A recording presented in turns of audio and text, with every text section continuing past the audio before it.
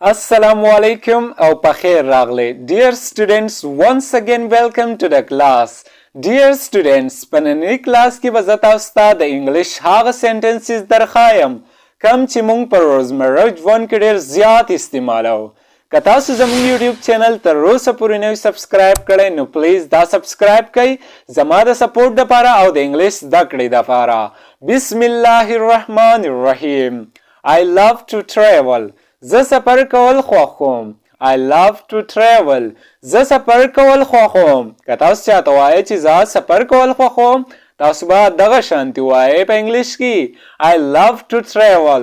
زه سفر کول خوښوم. I love to travel. زه سفر کول خوښوم. We are going on a tour. مونږ په چکر روان یو.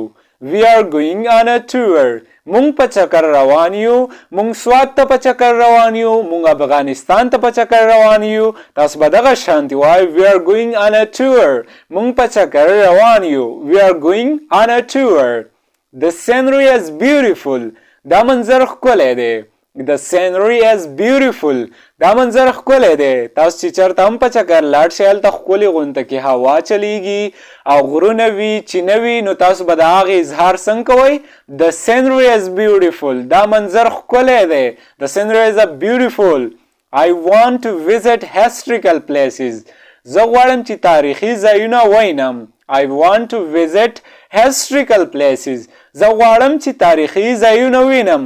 په افغانستان کې به جدا تاریخي ځایونه وي په پاکستان کې به جدا تاریخي ځایونه وي. تاسو وایئ چې هغه وینم تاسو به دغه شان وایئ. What is the best time to visit? د لیدو لپاره غوره وخت کوم دی؟ What is the best time to visit? د لیدو لپاره غوره وخت کوم دی؟ What is the best time to visit? د لیدو لپاره غوره وخت کوم دی؟ What is the best time to visit? I like taking photo during my tour. زه د چکر په دوران کې تصویر اخیستل خوښوم. I like taking photos during my tour. زه د چکر په دوران کې تصویر اخیستل خوښوم. څوک چې چکر له لاړ شي که نه هغه تصویران وباسي ابه داسې وایي په انګلیش کې. right? The weather is pleasant. موسم خوشګوار دی. The weather is pleasant. موسم خوشگوار دی. یخ هوا چلیږي. مست هوا چلیږي. ښکلې سینري ده نو هغه به تاسو داسې وایئ. The weather is pleasant. موسم خوشگوار دی.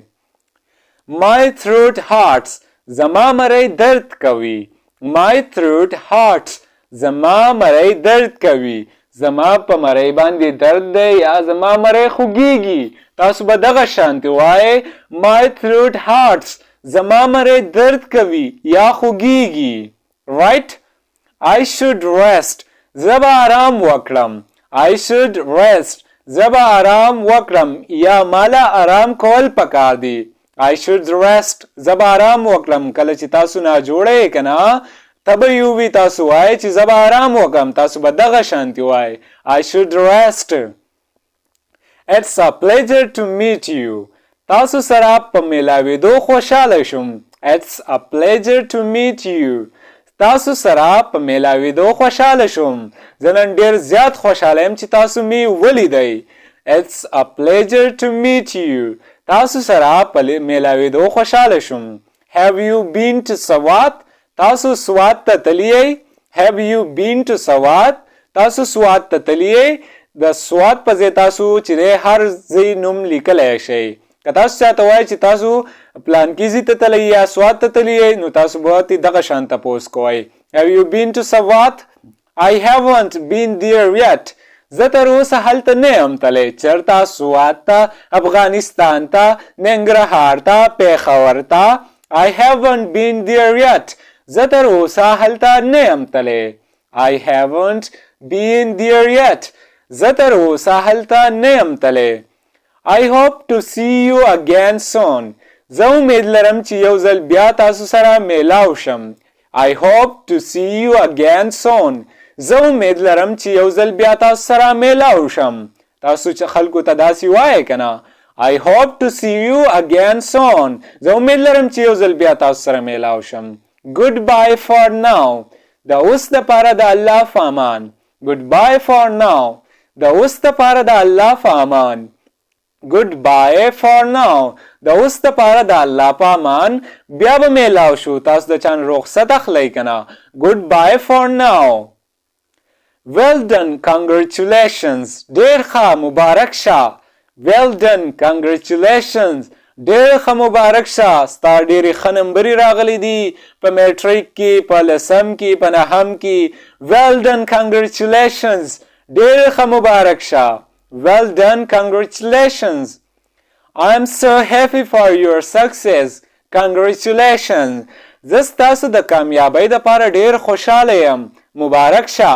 I am so happy for your success. Congratulations.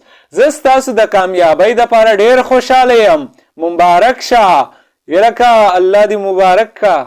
I like to drink water with my meals.